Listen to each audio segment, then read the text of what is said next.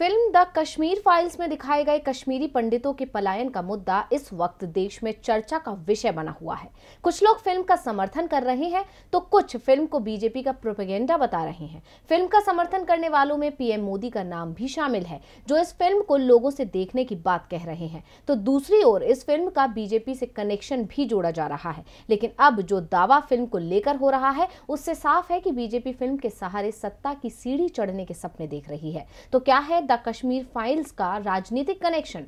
देखिए इस रिपोर्ट में। फिल्म द कश्मीर फाइल्स विवादों की फिल्म बन गई है, जिसने देश को दो हिस्सों में बांट दिया है। एक धड़ा वो है जो फिल्म का समर्थन कर रहा है, तो दूसरा धड़ा फिल्म को तथ्यों और तर्कों के आधार पर तौल रहा है। लेकिन बीजेपी इस फिल्म के सहारे अपनी राजनीति चमकाने में जुटी हुई है। निशाने पर जम्मू कश्मीर की सत्ता है। जी हाँ, जम्मू कश्मीर में कभी भी विधानसभा चुनावों का ऐलान हो सकता है।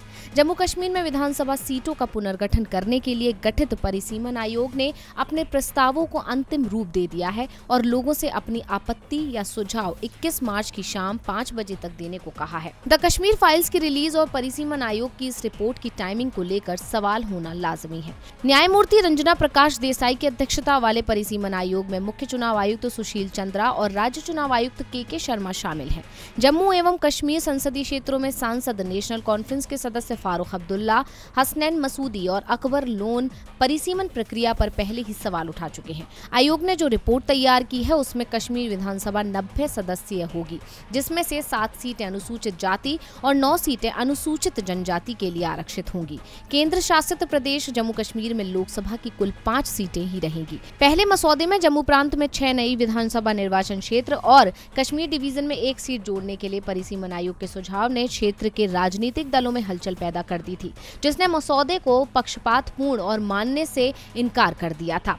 नेशनल कॉन्फ्रेंस और पीपुल्स डेमोक्रेटिक पार्टी के कार्यकर्ताओं ने परिसीमन आयोग के प्रस्ताव के खिलाफ कश्मीर में प्रदर्शन भी किए। उनका आरोप था कि इस प्रस्ताव को अगले चुनाव में भारतीय जनता पार्टी को सत्ता में लाने के लिए बनाया गया है।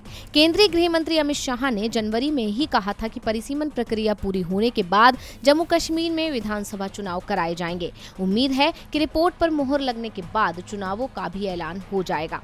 ऐसे में द कश्मीर फाइल्स के सहारे बीजेपी खुद को जम्मू में मजबूत करने की कोशिश में जुट गई है। डीवी लाइव की रिपोर्ट।